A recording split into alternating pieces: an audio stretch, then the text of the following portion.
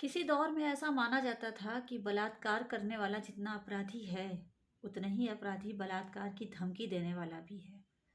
लेकिन आज के दौर में जो कुछ चल रहा है उसमें आप फ़र्क नहीं कर पाएंगे कि जिसने बलात्कार पूरी तरीके से किया है वो अपराधी है या बलात्कार की धमकी देने वाला अपराधी है ही नहीं। वो ऐसी धमकी कभी भी कहीं भी किसी भी महिला को दे सकता है और महिला को ये अधिकार नहीं है। इस हिंदुस्तान की किसी भी औरत को ये अधिकार नहीं है कि वो बलात्कार की धमकी को सुने, चाहे सोशल मीडिया के किसी भी प्लेटफॉर्म पर, और उसको चाहे वो सामने से फेस करे, चाहे उसको किसी भी तरह से बलात्कार की धमकी दी जाए, लेकिन वो खुद तो चूड़ी पहने ही है, लेकिन अपने घर के सारे मर्दों को भी चूड़ी पहना दे। ये लेकिन अधिकार आपको नहीं है कि आप जाकर ऐसी धमकी देने वाले को एक तमाचा भी मार सकें, क्योंकि बलात्कार जो है अब धर्म और पार्टी देख कर डिसाइड किया जाता है। अगर पूरी तरीके से बलात्कार हो भी गया है तो पहले ये देखा जाता है कि वो पार्टी कांग्रेस की है कि बीजेपी की है। फिर उस हिसाब से लोग डिसाइड करते हैं कि किस पक्ष में बोलना है, किस पक्ष में नहीं बोलना है।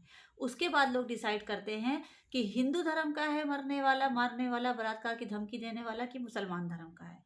अगर वो एक ही धर्म में है, हिंदू ही है, तो फिर ये देखा जाता है कि जिसने बलात्कार की धमकी दी है वो ऊंचे धर्म का तो नहीं है, और जिसने ये धमकी सुनी है अगर वो नीचे कास्ट का है तो चलो ठीक है, कोई बात नहीं है। इस तरह की चीज़ें चल रही हैं। मतलब आप कैटेगरी वाइज कैटेगरी में कैटेगरी डिवाइस करते जाइए, उसके बाद आप डिसाइड करिए कि आखिर अपराधी है कौन। आप सुन रहे हैं यूपी टाइम्स 24 से एमटी सिद्दीकी को। बात करेंगे बनारस की रोशनी की।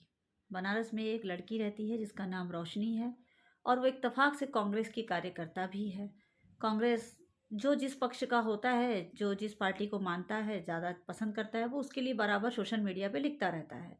और अक्सर ऐसा होता है कि आप सोशल मीडिया के ख़ास तौर से ट्विटर जो एक साइट होती है, वहाँ पर जब आप जाएंगे तो आपको ऐसे ऐसे लोग दिखेंगे जो बीजेपी के लिए बिल्कुल उसकी अंधभक्ति में लीन है, और कांग्रेस वाले कांग्रेस की अंधभक्ति में लीन है, क्योंकि उनको अपनी अपनी पार्टी को वो करना है। लेकिन ये कोई बहुत बड़ा मसला नहीं है। हर इंसान को इस हिंदुस्तान में रहने का हक है, अपनी पसंद को व्यक्त करने का हक है, चाहे वो किसी भी पार्टी का हो, और उसके बारे में लिखने का हक है, उसे अच्छा बुरा जो भी है बताने का हक है। तो ऐसा ही कुछ, रोशनी कुशल नाम है उनका, आप देख सकते हैं, स्क्रीन पर देखिए, ये इनकी तस्वीर है। ये रोशनी कुशल है, कांग्रेस की कार्यकर्ता।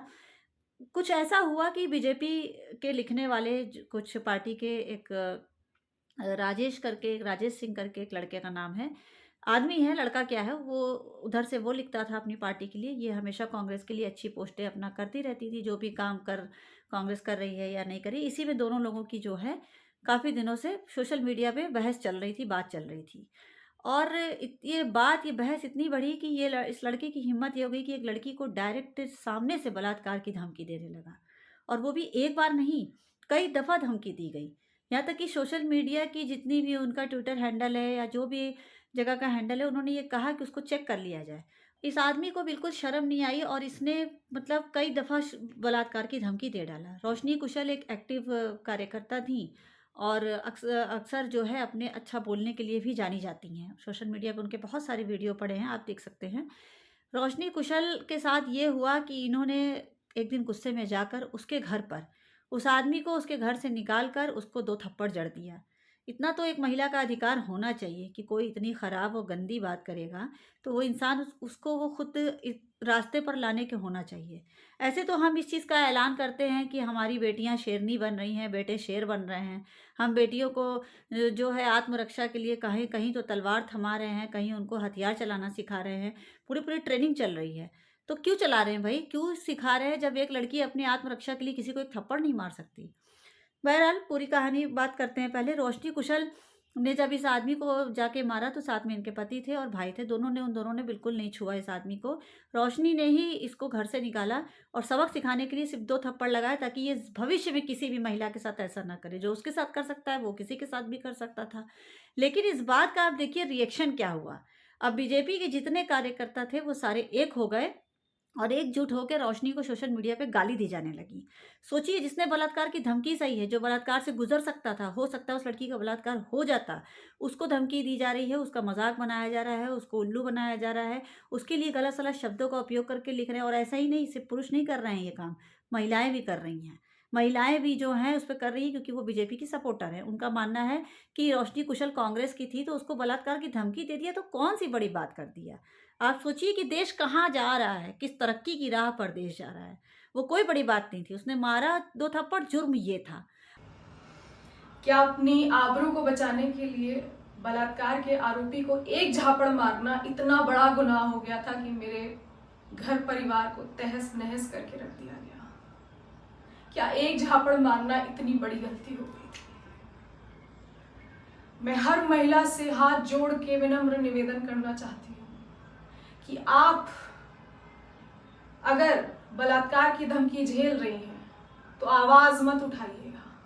अपने पति से भी कहिएगा, अपने घर वालों से भी कहिएगा कि हाथ में चूड़ी डाल के बैठ जाए, लेकिन आवाज ना उठाए, वरना आप क्रिमिनल बन जाएंगे। गलत आपके साथ होगा, 4 साल से धमकियां आपको मिलेंगी, लेकिन अरेस्ट आप होंगे, जेल में आप जाएंगे, आपके घर को कुर्की करने का आदेश भी दिया जा सकता है। ये बात बहुत सारे लोगों को बुरी लग गई। अब आप सोचिए, हम तो उन औरतों पे हैरान हैं कि ठीक है आप बीजेपी की कार्यकर्ता हैं, लेकिन आपके लिए सबसे पहले एक औरत का सम्मान मायने रखता है। बलात्कार किसी पार्टी का या किसी धर्म का नहीं होता। बलात्कारी जो होता है वो भी किसी धर्म का नहीं माना जाता, जो इस तरह का आदमी होता है। और जिसने इस तरह की इतनी बड़ी गंदी धमकी दी हो, वो आदमी भी किसी धर्म का नहीं हो सकता। ना वो सच्चा सनातनी हो सकता है, ना वो सच्चा मुसलमान, ना वो और किसी धर्म का। बात अब करेंगे कांग्रेस की। ये रोशनी कुशल जो है, इनकी तस्वीर कांग्रेस की लीडर प्रियंका गांधी के साथ, राहुल गांधी के साथ हर जगह देखी जा रही है क्योंकि काफ़ी एक्टिव थी, मतलब कार्यकर्ता कांग्रेस की। तो इन लोगों ने रोशनी के लिए कोई आवाज़ नहीं उठाई। कहना मतलब हम ये चाह रहे हैं कि बलात्कार किसी पार्टी विशेष का नहीं होता है। मेरी बात यहाँ ये समझिए कि उसको बीजेपी वाले हैंडल करेंगे कि कांग्रेस वाले करेंगे। जब ये लड़की फंसी, जब इस लड़की के ऊपर सारी शतद्दुत सब सारी चीज़ें हो गई, तब भी कांग्रेस एक लफ्ज़ नहीं बोली। वो कांग्रेस बोलने पर आती तो वो हिमाचल प्रदेश में ना बोल देती। उनके ही कार्यकर्ता अनिरुद्धाचार्य ने इतना बुरा बयान दिया कि पूरे हिमाचल में आग लग गई। तब तो कांग्रेस बोली नहीं, वो एक मामूली सी कार्यकर्ता के लिए बोलने आएगी। वो बलात्कार हो जाता तो कांग्रेस बोलने ना आती। अभी तो खाली धमकी दी गई है। बात यहाँ रोशनी की रखने में सिर्फ ये रोशनी में लाना है लोगों को कि आप बलात्कार को एक अपराध ही समझिए, उसको कोई पार्टी विशेष का काम मत समझिए, कोई बहुत सम्मानित होने वाला काम नहीं है। तो अब बलात्कार एक अपराध है और उसमें कानून के तहत सज़ा है। कोई बलात्कार कर देता है तो भी कानून सज़ा देता है, और कोई बलात्कार की धमकी किसी लड़की को देता है तो भी उसमें सज़ा लिखी हुई है। तो आप बताइए कि इस पूरी खबर पर आपका क्या कहना है? कमेंट्स बॉक्स में ज़रूर बताइएगा, और सोशल मीडिया के हर प्लेटफॉर्म पे यूपी टाइम्स 24 को ज़रूर से फॉलो करिए, लाइक करिए, सब्सक्राइब करिए। आज के लिए इतना ही। जय हिंद, जय भारत।